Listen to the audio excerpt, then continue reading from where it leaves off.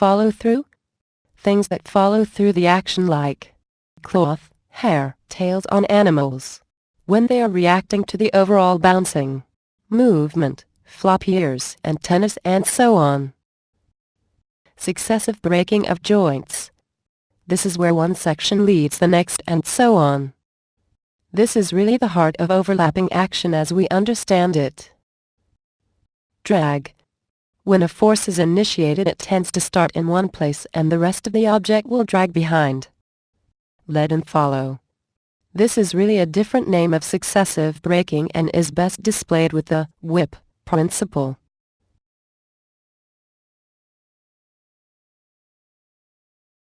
Arcs. In our everyday life, things are constantly moving in arcs. This is one of those principles that also helps soften and loosen up our animations. We'll start you out thinking of arcs in the most basic of ways, such as the bouncing ball following an arc trajectory in the air. We'll then try to get you thinking about arcs in pretty much every single part of the body of whichever characters you end up animating. Straight ahead / pose to pose. This principle is not so much an actual principle, but more of a technique of work. When we talk about pose to pose, in traditional animation, the animators find the essential key drawings in the shot and then they work the drawings in between. CG is no different in this sense. You pose your 3D models in the different actions through the shot, and then, after you get your timing figured out, you go back and start filling the gaps. Straight ahead, on the other hand, means animating sequentially. You start drawing the first drawing, and then you animate the second drawing and so on. Each method has its advantages and disadvantages. You'll find what works better for you or not.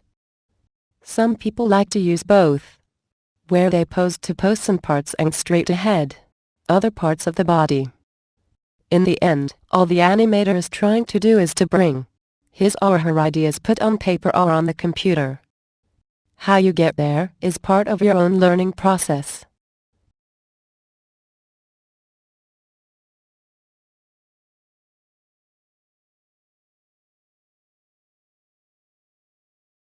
Solid posing. Posing is pretty self-explanatory. Just like in paintings, we pose characters as a way of self-expression.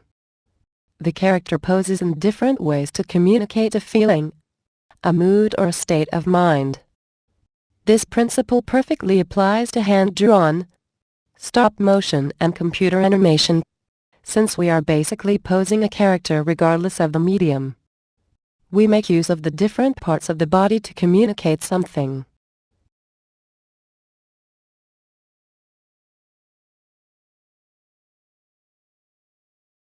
We have secondary action.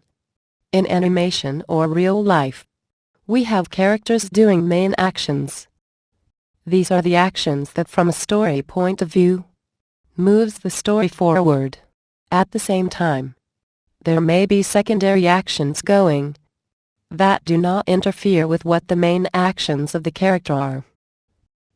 So a secondary action in the scene is what keeps the character alive and bolsters either the attitude / emotion of the character, but does not take away from the main action. This can apply to multiple characters as well. Someone might say that in a two-character scene, the guy in the background standing there doing something is a secondary action, because the audience is supposed to be looking at the foreground character doing the main action.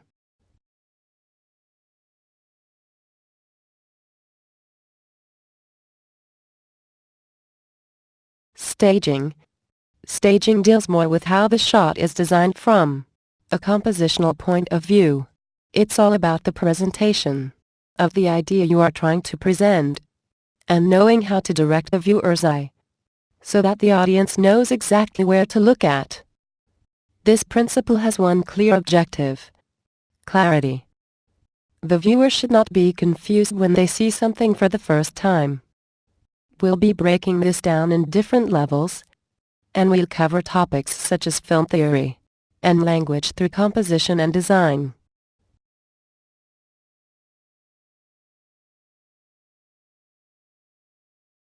Exaggeration.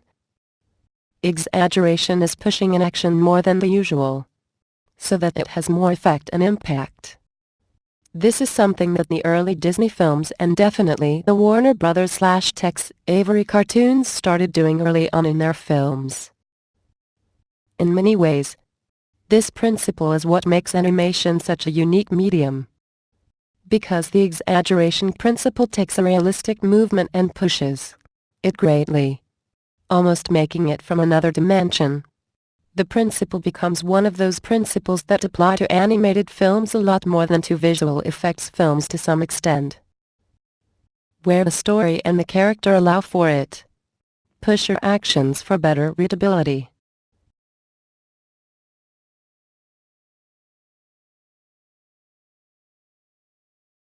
Appeal. The principle of appeal enters the subjective area, as it's basically anything that feels right and appealing to our visual perception. Just like with paintings and visual design, something that has appeal is pleasing to the eye.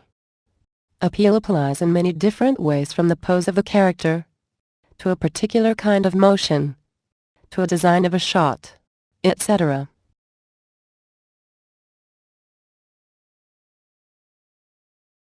Please note, these principles are not rules to follow, but instead they give you a sense and an overall idea about what feels appealing, clear and easy to understand to our perception of movement.